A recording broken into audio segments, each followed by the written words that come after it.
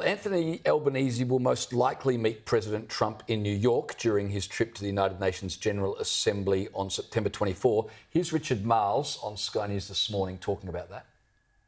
I've got no doubt that in the not too distant future you'll see a meeting between the Prime Minister and the President. As you know, they spoke by phone recently, and that comes on the back of a number of other conversations they've had by phone since Donald Trump was inaugurated. And I'm sure that at some point in the not too distant future you're going to see a meeting between the two leaders.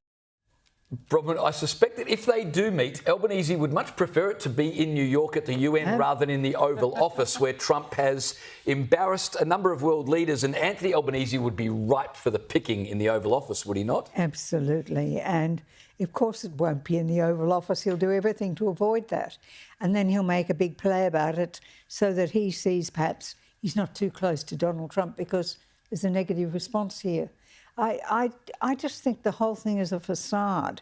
I don't think AUKUS is at risk. I really don't, because it's important to America to have that base here.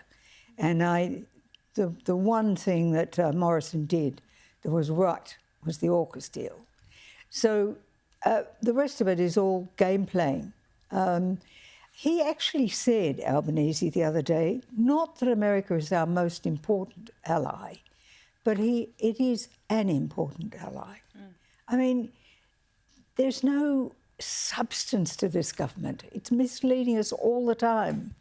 And I just worry about the way the Australian people seem to be deceived continually. So I think we've got the opposition has just got to lift its game. It really has. And there has to be a passion there that says we are committed to see this country's economy improve, which means we must use fossil fuels. We are committed to see law and order restored in our streets, which means we have to say when there's wrongdoing, we'll prosecute it. There has to be strong commitments on these issues before the Australian people will think we're ready to come back to government. No, look, absolutely. I want to ask you about Teal MP Zali Steggall. We spoke about her earlier, where she liked and unliked a tweet in relation to the assassination of Charlie Kirk, but she's also under fire for retweeting this post criticising Josh Frydenberg's opinion piece where he said the killing of Kirk was a wake-up call for Australia. This particular post says, Frydenberg is utterly shameless and irresponsible, trying to weaponise US political violence on behalf of Israel's supporters in Australia. There is no evidence whatsoever for any of his claims, to which Zali has then retweeted that. I mean, Bronwyn, we've got the Iranian ambassador was expelled a couple of weeks ago because of Iran's terrorist attacks against Australian Jews on our soil, and we've got Zali Steggall reposting this. What do you make of it? Well, the thing about Zali Steggall is when she liked the quote that violence is sometimes necessary, she tried to put out a statement saying, oh, it was all the fault of Advance Australia. That didn't work. So now she's having a go at Josh. This is the second time.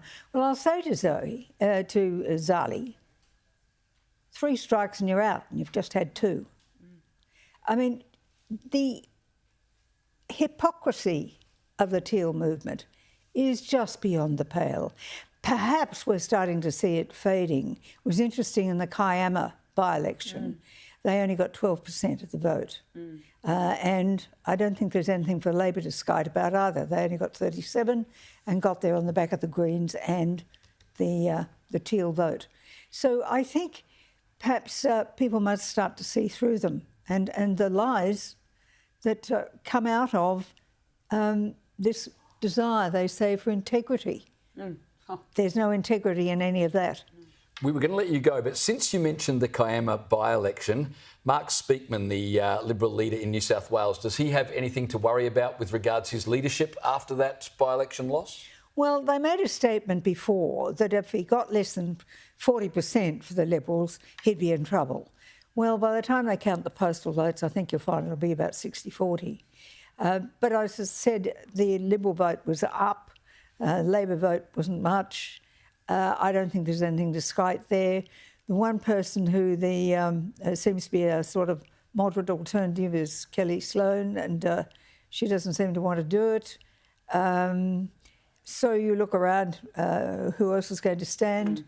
until they've got a backbone and start to be realistic about what the issues they're going to fight an election on, what's the point?